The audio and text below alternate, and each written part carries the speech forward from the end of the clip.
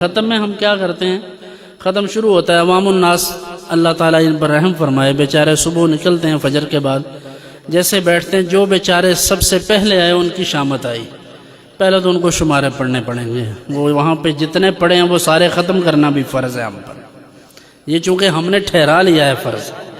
یہ اس کا مطلب یہ نہیں کہ وہ فرض ہے، میں یہ کہتا ہوں لوگ اپنے اوپر لازم سمجھتے ہیں، کسی کے گھٹنوں میں تکلیف ہے، کوئی بیٹھ نہیں سکتا، کوئی بوڑھا ہے، کسی کو کوئی مرض ہے، کسی کو کوئی کام ہے، کوئی شوگر کا مریض ہے، کسی کو واش روم جانا پڑتا ہے، نا یہ سب نہیں کرنے دینا، بیٹھے رہو وہاں، اٹھو گے تو آپ کی توہین ہوگی۔ اب وہ سارے جتنا آگے ڈھیر لگا ہے وہ چنے ہیں یا جو بھی وہ مکمل کریں، نماز بے شک نہ پڑھیں، روزہ بے شک نہ رکھیں، زکوٰۃ ادا نہ کریں، ہمسایوں کو روزانہ گالیاں دیتے رہیں،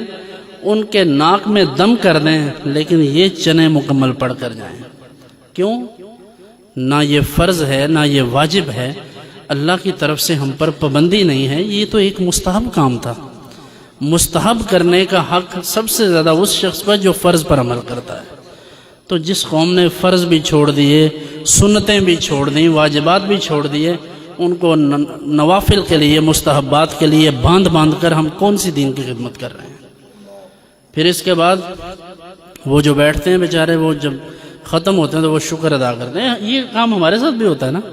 ہم بھی تو اسی دنیا میں رہتے ہیں، ہمیں پتہ ہے کہ کیا ہوتا ہے۔ تو وہ جو کہتے ہیں کہ چلیں ختم ہو گئے، شکر ہے، ایک سٹیپ تو گیا، اب اگلا سٹیپ کیا ہے؟ آؤ جی کوئی حافظ صاحب تلاوت کریں گے، اس کے بعد 7 8 10 حسب توفیق یہ نعت خوان اکٹھے ہو جائیں گے۔ میرا سوال یہ ہے آپ سے کہ کیا آپ کو یعنی ایسا ختم کہ جس میں آپ جا کر سورہ فاتحہ پڑھیں، سورہ اخلاص پڑھیں، بے شک چنوں پر پڑھ لیں، جس پر مرضی، اس میں کوئی ہمیں تو کوئی ٹینشن نہیں ہے اس کی، کسی کو ہو تو اپنا اپنا ذوق ہے، تو ہمیں اس بارے میں کوئی ٹینشن نہیں ہے کہ یہ چنے ہیں آگے یا کیا ہے، ہمیں سب کچھ صحیح لگتا ہے، کیونکہ قرآن پڑھا جائے ہمیں تو اچھا ہی لگتا ہے،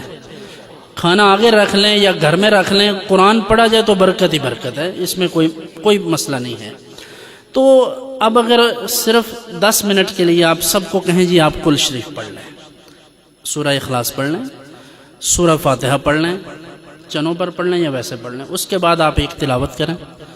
برکت کے لیے، پھر ایک نعت پڑھ لیں، اس کے بعد 15-20 منٹ کے لیے چند مسائل بیان ہوں۔ اگر آدھے گھنٹے میں یا 40 منٹ میں یہ سارا کام مکمل ہو جائے تو یہ بہتر ہے، یا 2-2.5 گھنٹے یہ سب کچھ ہوتا رہے اور آپ کو سارے کام بھی یاد آتے ہوں اور آپ دل میں دعا کریں یا اللہ مولوی صاحب کی تقریر ختم ہو جائے،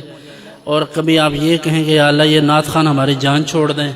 اور کبھی تو ہمیں دعائی ایسی ٹکر جاتی ہے کہ لوگ کہتے ہیں یا اللہ یہ دعائی ختم ہو جائے، اتنے دن لمبی دعائیں مانگتے ہیں۔ ایسا ہوتا ہے کہ نہیں ہوتا؟ یہ لطیفہ نہیں ہے، یہ حقیقت ہے۔ حضور علیہ السلام نے فرمایا نا کہ یسروا ولا تعسروا، لوگوں کے لیے آسانیاں پیدا کرو، مشکلات پیدا نہ کرو،